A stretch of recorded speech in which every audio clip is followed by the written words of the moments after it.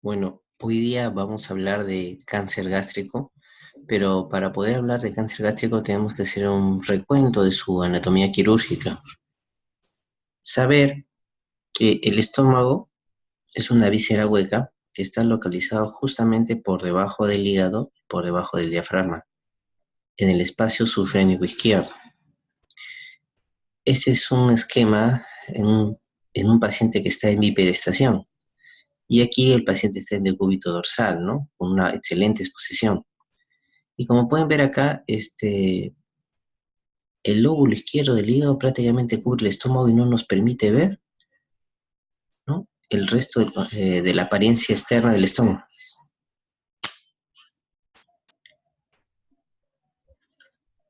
La curvatura mayor, la curvatura menor, el epiplon mayor, y este es el epiplon mayor que se visualiza. Este es el colon transverso. Entonces, en la práctica nosotros tenemos que desplazar de esta manera hacia arriba el lóbulo izquierdo para poder visualizar precisamente la cara anterior y sobre todo la curvatura menor del estómago. Esta es una noción bien básica e importante. De tal manera que cuando, por ejemplo, hay lesiones en el cuerpo gástrico cerca de la curvatura menor, ¿no?, frecuentemente está comprometido el epiplon menor y a veces en ocasiones por la vecindad que tiene con el hígado también hay una infiltración contigua hacia este órgano.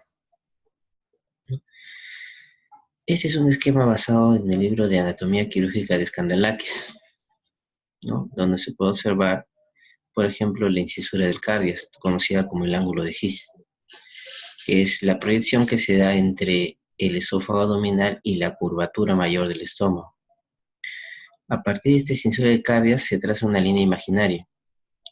Esta línea imaginaria va a determinar dos estructuras, o mejor dicho, dos regiones del estómago, uno que es el fondo y otro es el cuerpo.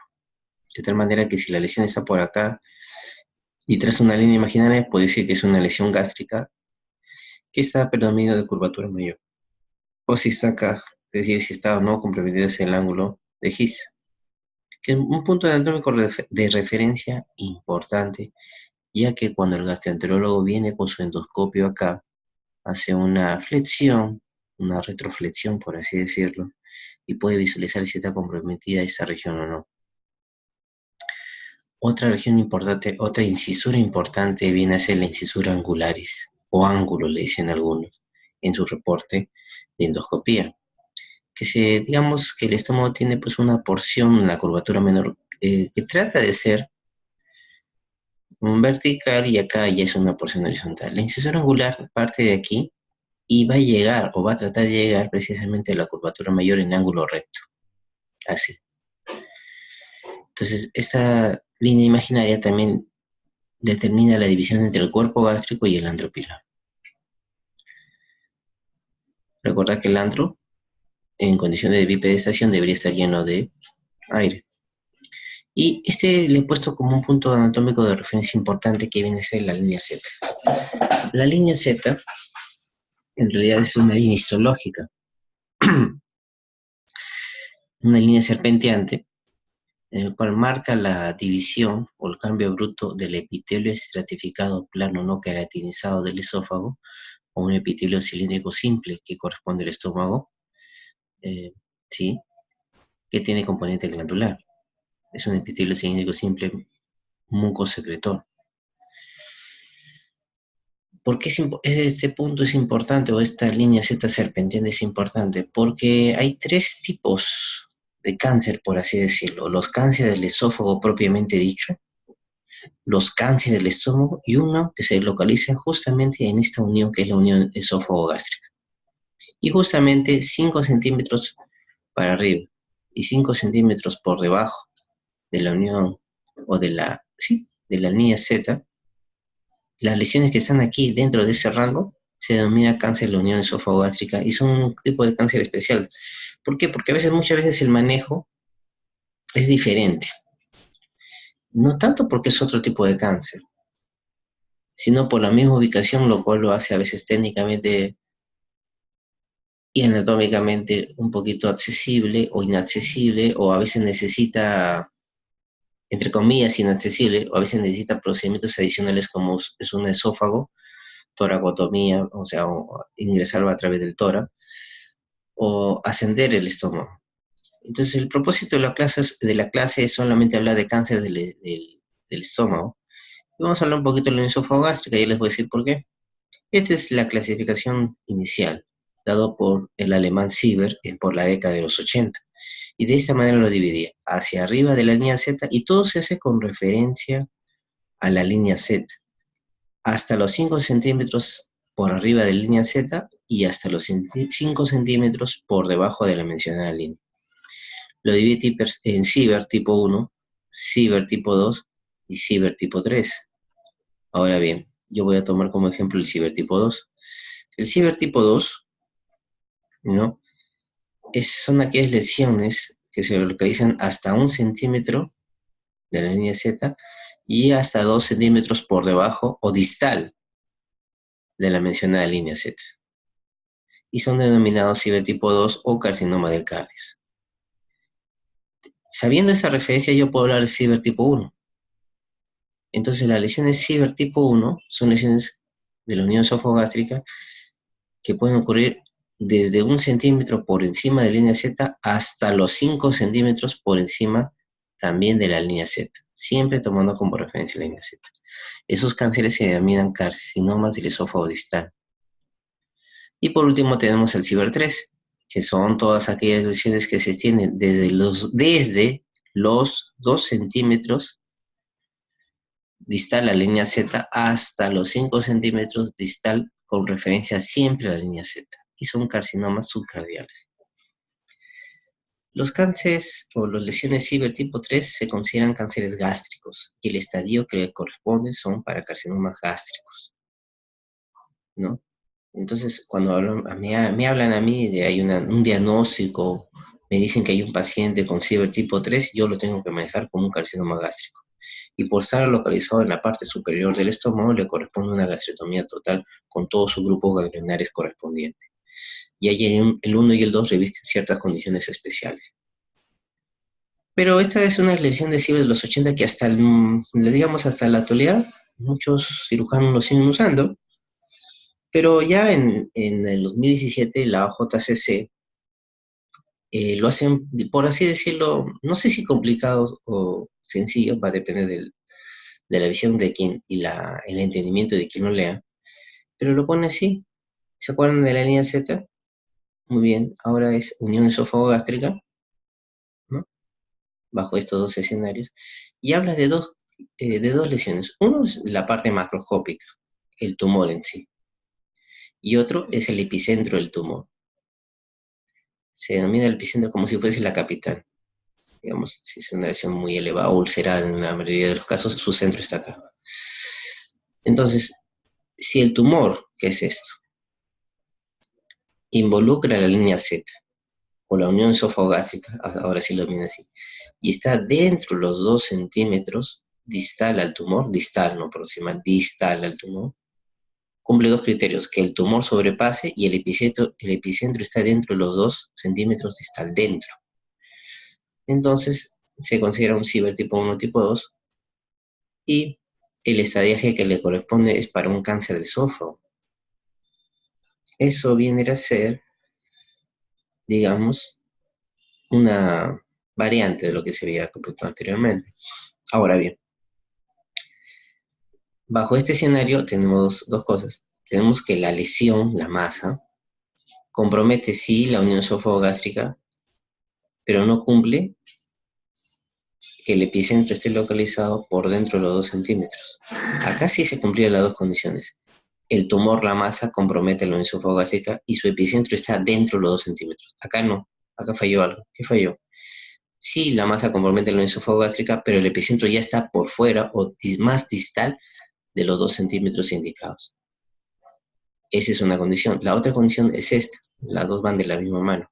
O el tumor en sí no compromete la unión esófago-gástrica, pero el epicentro sí está dentro de 2 centímetros, pero ya no cumplieron las dos condiciones, tales como esta. ¿Por qué? Porque la masa no compromete la unión esófago-gástrica, pero el epicentro sí. Acá sí cumple las dos condiciones. ¿Cuál? La masa está comprometida en la esófago gástrica y el epicentro está dentro de 2 centímetros.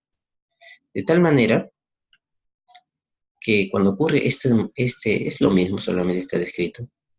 El estadiaje que le corresponde es un estadiaje de cáncer de estómago y por lo tanto debe ser tratado bajo las técnicas ya sea quirúrgicas, de cáncer de estómago. Muy bien. Y sí se puede ver el endoscopista, como pueden ver, sí logra observar la línea Z, sí logra observar el esófago, sí logra observar el estómago y la línea Z acá demarcada. Entonces sí nos tiene que delimitar. Muchas veces no lo hacen, nos dicen hay una lesión, ¿no? Pero ahora la JCC insiste que eso debe ser descrito. Lamentablemente no tengo un esquema donde se ve un tumor que compromete la línea Z, pero bueno, eso ya corre a cargo de los endoscopistas, ¿no? Y muchas veces no nos llega a nosotros las fotos de la endoscopía, como sí lo hacen algunos gastroenterólogos, que mandan sus fotos, y solamente nos llega el reporte.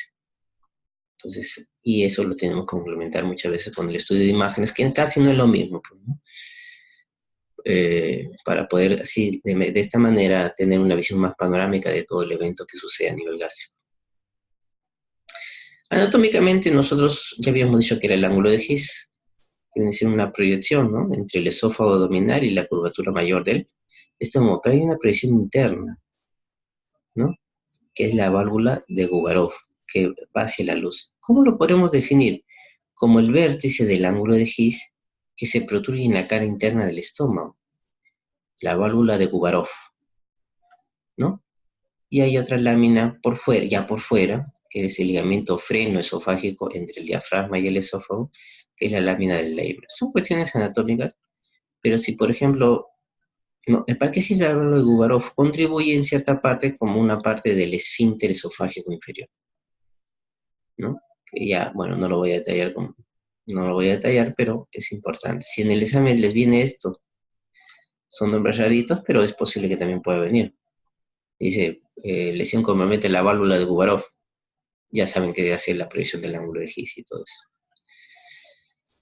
Las lesiones anatómicas del estómago son muy importantes. Esta foto les presenté al inicio, ¿no? Ya les expliqué que prácticamente el paciente de decúbito no se logra observar la curvatura mayor. Lo que pasa es que hay un desplazamiento de las heces intestinales hacia arriba o el estómago se desplaza hacia arriba. Por eso es que da la apariencia de que el estómago no está ahí, ¿no? Lo que sí se ve es su gran epíplomo mayor que sale de la curvatura mayor. Y este es el colon transverso que, como ustedes recordarán, tiene gran movilidad. A pesar que tiene un mesocolon, es bien movible. Y acá se adopta una convexidad hacia arriba. Normalmente así debería verse el estómago, ¿no? Pero ya saben, hay estómago y estómago. No es lo mismo un estómago alargado en forma de J que un estómago rechoncho o de un paciente leptosómico, por ejemplo. El hígado en realidad debería cubrir solamente esta parte que corresponde a la cara visual del hígado se proyecta sobre la curvatura menor y eso sí tenemos que desplazarlo para poder visualizar el epíplomo menor y hacer la disección de los ganglios que corresponden. El diafragma tiene una característica especial. Les dije al inicio que el estómago estaba por debajo del hígado, por debajo del diafragma. Pero el diafragma juega en los dos campos. Se proyecta tanto o cubre el estómago tanto en su cara anterior y como van a ver también en su cara posterior. Y hay una región inferior del estómago que está en contacto con la pared abdominal anterior, con los músculos, a este nivel de la pared abdominal. Por eso a veces en caso de traumatismo por arma de blanca, hay una, digamos, perforación a nivel de la zona epigástrica, es muy probable que haya una perforación por su relación del estómago, ¿no? Con la pared anterior, una perforación gástrica a este nivel, solamente por una cuestión puramente anatómica. Ahora, la curvatura mayor aproximadamente, según Testuz Terrier, mide 40 centímetros o puede llegar a medir 40 centímetros. Eso va a depender si el estómago está vacuo o está lleno, pero puede llegar a medir esa distancia. Y a nivel de la curvatura menor es aproximadamente 15 centímetros. Ahora, este es un dibujo, un esquema en el cual se puede observar precisamente el desplazamiento del hígado hacia afuera y hacia arriba para poder observar la curvatura menor y observar qué cosa, el epíplomo menor. Este epíplomo menor se compone de las siguientes estructuras. El ligamento gastrohepático se denomina par flácido, como pueden ver, ¿no? Es bien es translúcido, ¿ya? Pero hay una parte que no es tan translúcido y se nota en el momento mismo que hacemos la intervención, que es el ligamento hepatodental, pero también se puede denominar pars densa. Así le pueden encontrar. Si yo hablo de ligamento hepatodental, estoy hablando de pars densa y viceversa. Y acá el epiplón mayor, bueno, no tiene lugar a dudas, es demasiado grande. Y acá hay un agujero. Por detrás del estómago está la transcavidad de los epiplones. Y este agujero de acá es el hiato de Winslow. Por acá yo puedo meter mi dedo e ingresar a la transcavidad, ¿no? Cuando hacemos me voy adelantando, por eso es importante saber la parte anatómica. Cuando yo tengo que hacer la gastrectomía, ya sea total o subtotal, yo tengo que cortar la pars flácida, pero no puedo cortar la pars densa. Lo único que puedo hacer para lograr separarlo es disecarla, porque aquí en la pars densa se encuentran tres estructuras importantes. Uno es la arteria hepática propia, que está por dentro, digamos. Otro que es la vena porta, que está en el centro y atrás. Y además hacia afuera ya el conducto colédoco, ¿no? Entonces yo no puedo cortar esto para despegarle el estómago y poder cortarlo y poder llevármelo. No, acá lo que tengo que hacer es disecar. Disecar, no tengo que lesionar la vía biliar, por ejemplo, y tengo que ligar una arteria que irriga el estómago y sacar los ganglios que corresponden a esta zona. Entonces la parte es un elemento importante, básicamente, digamos, en el manejo de la gastrectomía. Pero ojo, no se puede cortar, no es como esto, acá sí lo puedo cortar, o hacia arriba, en tal caso, si fuese necesario, pero no, acá no. Y acá es el esquema que les decía, bueno, les había comentado que los dedos del examinador o del cirujano pueden ingresar a tocar precisamente la parte densa para identificar las estructuras y protegerlas y cortar adecuadamente la parte flácida. Entonces, y justamente el dedo índice izquierdo está penetrando en el hiato de Winslow. ¿Cuáles son los límites del hiato de Winslow? Bueno, ya lo van a ver más adelante. Puede ser también pregunta del examen. Ahora, vimos las relaciones de la cara anterior, pero también podemos ver la relación de la cara posterior. Si yo muevo el estómago, lo desplazo con mi mano, como dice la flecha, hacia el otro lado, la línea media divide, este es el lado derecho y es el lado izquierdo, que están aprendiendo que la mayor parte de la ubicación del estómago está hacia la izquierda más que la derecha. Si yo lo muevo para poder visualizar las estructuras que están en relación con el estómago, voy a observar primero que el hígado está acá, perdón, pero hacia atrás no hay hígado en relación con el estómago. Lo que sí les había dicho es que el diafragma sí se puede presentar, lo cubre tanto anteriormente como posteriormente. Me voy adelantando. ¿Qué hay detrás del estómago? El riñón izquierdo y encima su glándula suprarrenal izquierda. ¿Qué hay por detrás del estómago cerca de la curvatura mayor? El vaso. Y el vaso le está llegando, ¿qué? La cola del páncreas. ¿Se acuerdan del colon transverso? El colon transverso también tiene, que era convexo. Sí, el colon transverso tiene su meso, y su meso también está en relación con la pared posterior. Dando esos adelantos, yo puedo ver, voy a mover el estómago para poder observar sus estructuras, y ahí está. Y ahí está lo que le decía, le he tenido que desplazar hacia la derecha, por así decirlo, y observar sus estructuras, ¿no? El diafragma, mire que es una estructura que también lo cubre posteriormente. El vaso, que llega ahí la cola del páncreas, el riñón izquierdo y la glándula suprarrenal izquierda y el mesocolon transverso. Entonces, saber que el estómago se proyecta hacia atrás con esas estructuras. Si la pregunta del examen fuese, ¿cuáles son los elementos del lecho gástrico? El lecho gástrico es todo lo que sostiene al estómago o está en relación con él hacia atrás. Porque el eje del estómago no es un eje que va solamente de arriba a abajo, sino va de atrás hacia adelante, medio oblicuo. Ahora, con respecto a las estructuras vasculares. Acá les estoy mostrando el riñón izquierdo con su glándula suprarrenal. Ya saben que el riñón izquierdo y su glándula están localizados por detrás del estómago. Acá hay dos estructuras vasculares bien importantes en la zona llamada retroperitoneo. Tenemos la aorta abdominal, que está hacia la izquierda, y la vena cava inferior. Acá no se puede apreciar muy bien, pero si son un poquito observadores, yo sé que aquí de la aorta abdominal nace una arteria, acá está cubierta por esta estructura venosa. Esa arteria que va por detrás es la arteria renal, ¿no? Se insinúa por acá. Se mete al hilio renal y por adentro se va capilarizando. y va a salir como una vena renal, que es la que se visualiza. Y esta vena renal se localiza por delante de la arteria renal. De tal manera que cuando hacemos una nefrectomía, por ejemplo, y tenemos que cortar, clampar los vasos, yo sé que lo primero que voy a encontrar es la vena y atrás la arteria. La vena renal izquierda, ¿ya? La vena renal izquierda justamente va a desembocar en la vena cava inferior, ¿ya? Va a desembocar en la vena cava inferior.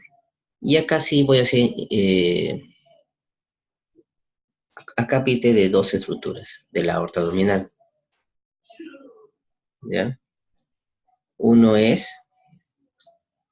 el tronco celíaco y otro es que justamente está cruzando por delante de la vena renal izquierda la arteria mesentérica superior.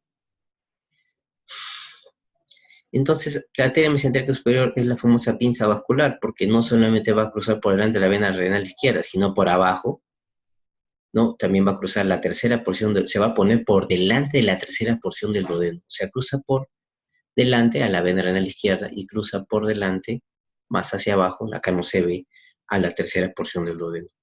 Entonces vamos ahora sí a hablar de estas dos estructuras, el tronco celíaco, con sus tres ramas importantes, y la arteria mesentérica superior. Acá podemos observar parte del lecho gástrico, ya le dije que era el lecho gástrico, ¿no? Se ve el vaso, se ve el riñón izquierdo, y acá se ve la aorta y se ve la vena cava inferior. Y esta vena que sale del riñón es la vena renal izquierda. Y obviamente, si esta es la aorta, ¿cómo se llama esa estructura que cruza por delante a la vena renal izquierda? La arteria mesentérica superior. Miren, ahí está. Y esta de acá arriba, que da tres ramas, ese es el tronco celíaco. Este de acá, ¿no? El tronco celíaco. El tronco celíaco, depende del libro que ustedes lean, yo les estoy colocando la referencia del Testut Latariet, ¿no? Tiene una longitud de 10 a 15 milímetros, o sea, de 1 a 1.5 centímetros, tampoco es tan grande. Y el diámetro es de 6 milímetros, ¿ya? Da tres ramas, y acá está descrita la 1, que es la arteria gástrica izquierda, que es esta de acá, ¿no? Que estoy señalando con el puntero, que va hacia la curvatura menor. La 2, que se va hacia el hígado precisamente, y si en hepateca común se va hacia la derecha. El dibujo siempre los mira usted, este se va hacia la derecha. Y la 3, que es la arteria esplénica. ¿Y a dónde se va? Hacia el vaso. Y para llegar al vaso tiene que pasar por detrás del estómago. ¿Qué otro nombre tiene? Entonces, esta sería la gástrica izquierda, por ejemplo, este. ¿Qué otro nombre tiene la gástrica izquierda? Que mucho, es el nombre que más usamos los oncólogos. Es su sinónimo. Esta gástrica izquierda se denomina arteria coronaria estomáquica. Ahora bien, depende del libro que lean, yo sé que hasta en un 46% de los casos primero nace el tronco, ¿no? Obviamente de la aorta, que lo acabo de graficar acá, esta es la aorta abdominal, primero nace el tronco, y la primera rama que da en un 46% de los casos es la coronaria estomáquica, o sea, la gástrica izquierda. Y después termina como una bifurcación, dando tanto la hepática común y la esplénica o lineal.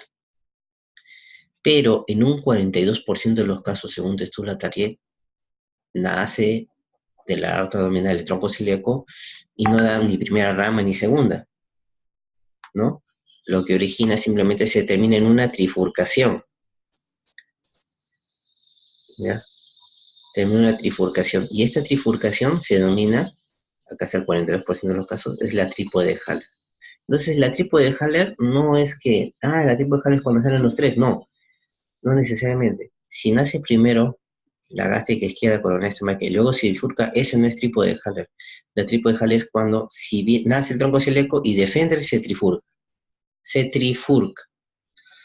Muy bien. Bueno, esto, la verdad, voy a hacer son 877 diapos, obviamente no les voy a hablar de las 877 diapos, ¿no? Esta es otra manera de ver el epíplon menor con su par flácida, miren qué bonito se ve la par flácida, y su par densa, o si quieren, su ligamento hepatodenal. Ya habíamos dicho que la par densa también se llama ligamento hepatodenal. Y acá se ve el tronco celíaco. Y se puede visualizar eh, aquí. Esta es la esplénica, que va a ir por detrás del estómago, ¿ya? Y esta es la arteria. Esta de acá es la arteria hepática común. ¿Qué arteria faltaría del tronco celíaco? Que acá no está. Esta de acá, la gástrica izquierda coronaria estomáquica, que hace describe ese movimiento. Me voy a entrar aquí en la hepática común, que lo acabo de dar la animación. Este es el hepático común. El hepático común va más allá del píloro y da una rama hacia abajo y por detrás de la primera porción del duodeno, que es la arteria gastroduodenal. Recordad que la arteria gastroduodenal, ¿ya? La arteria gastroduodenal viene entonces ¿de dónde? De la hepática común, y es la arteria que sangra durante una úlcera duodenal. Es una arteria de alta presión. Y ese vino en una pregunta de residentado médico para ingreso a la residencia. ¿Ya? Cuando la arteria hepática común da hacia abajo la arteria gastroduodenal, inmediatamente se vierte hacia arriba y cambia de nombre y se llama hepática propia, que está envuelta precisamente en la parte densa. ¿Ya? Obviamente ya le dije que por detrás también está la vena porta y más acá la vía biliar, ¿no? Y eso es lo que nosotros vamos a describir. Acá está. Miren cómo es que está envuelta la hepática propia, que ya le dije, la hepática propia se llama como hepática propia cuando da perdón, la arteria gastroduodenal. Esta es la decisión. La arteria hepática propia se divide en arteria hepática derecha, que da origen a la arteria cística, y la arteria hepática izquierda. La vena porta, ¿no? Y este es el colédoco. Tiene también un componente de hepática común y de conducto cístico, pero no me interesa esto. Y, ojo, está envuelta. Yo no puedo llevarme esta vía, esta parte. ¿Y qué me interesa? Como está envuelta, en un tejido conectivo laxo areolar, da origen a esta arteria. Esta arteria de acá, que se va a comunicar con la gástrica izquierda, ¿se acuerdan de la gástrica izquierda que se originaba así? Con una estomáquica. Esta arteria se llama arteria gástrica derecha o arteria pilórica. Es lo mismo. Arteria gástrica derecha o arteria pilórica. Así se va a ver, ¿no? Y en la envoltura. ¿Cómo es que ese pedículo hepático, ese es el otro nombre que puede tener, está envuelto? Y aquí dice CAR. Ya le dije que tenemos que colocar los dedos del examinador para poder protegerlo y poder guiarnos. ¿Sí? El hiato de Winslow, que es donde se mete el dedo índice acá, está limitando hacia arriba con el lóbulo caudado y hacia abajo con la primera porción del duodeno. Acá se puede observar. Este es el hiato de Winslow, hacia arriba con el lóbulo caudado, hacia abajo con el bulbo duodenal, ¿no? Acá se puede ver un corte transversal. Hacia atrás, con la vena cava inferior, cubierto por su peritoneo, y hacia adelante con el pedículo hepático, concretamente con la vena porta, algunos dicen doctores, ¿no? Y esta es la transcavidad de los epiplones, ¿no? Que es una cavidad virtual porque solamente se abre cuando nosotros lo abrimos. Y si hay un cáncer aquí en la región gástrica posterior, tenemos que ver si infiltra o no precisamente el páncreas, para ver si es resecable. Y eso también lo podemos ver tomográficamente o en el mismo acto operatorio a la hora de explorar. Muy bien. Vamos a hablar de esto de la vascularización. Miren, este es el tronco celíaco. Para hablar de los ganglios tenemos que hablar esto. Esta es la arteria gástrica izquierda, o coronaria estomáquica. Esta es la esplénica, que va por detrás del estómago. La arteria esplénica, que tiene el tronco celíaco, da dos ramas terminales. Esta es la gastroepíloga izquierda y esta es las arterias gástricas cortas. Luego tenemos la arteria hepática común, que da origen, ¿se acuerdan?, a la gastrodenal, que va por detrás de la primera porción del duodeno.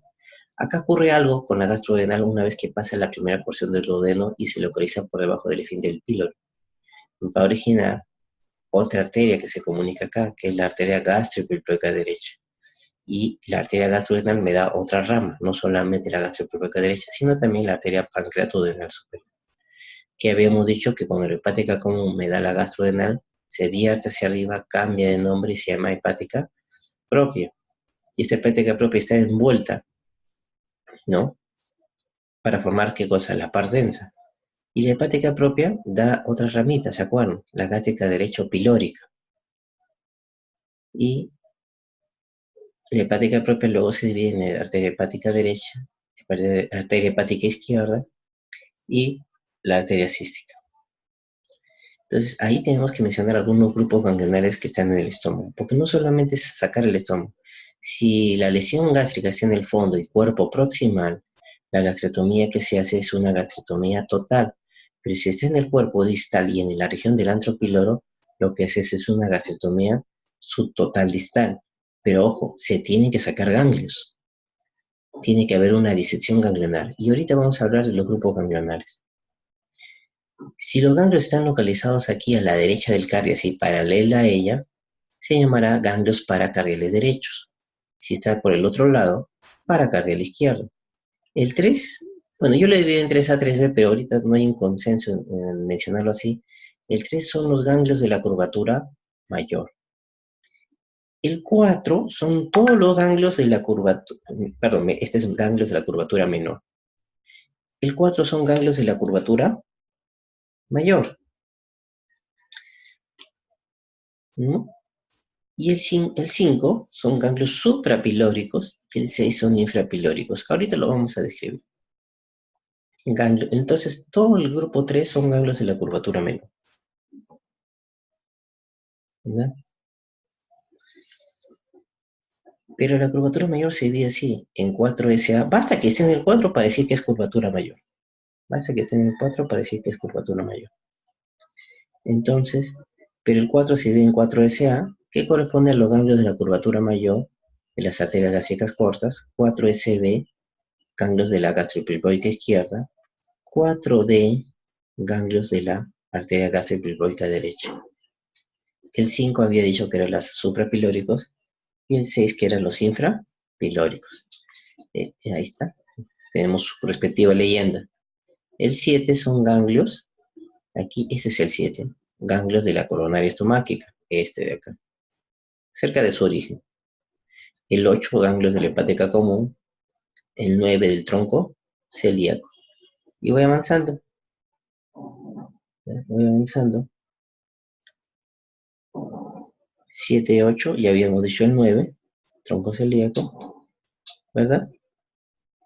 El 10 son del hilio del vaso o hilio esplénico, que es lo mismo. El 11 sería en esto, de la arteria esplénica. Pero el 11, mejor dicho, la arteria esplénica da una rama, que es la gástrica posterior. Y como su nombre lo dice, irriga la pared posterior del estómago, ¿no? Irriga la pared posterior del estómago. Pero ¿por qué es importante el 11, esta arteria? Porque la arteria se divide en 11P, proximal a su origen, y 11D, distal a su origen. Y quien marca el límite es esta arteria. Muy bien, ya hemos avanzado. Ahora, yo sé que la hepática propia sube por la porta y por ahí baja el conducto colóico y estos están envueltos en una fascia, ¿se acuerdan? Que forman la par densa, ¿no?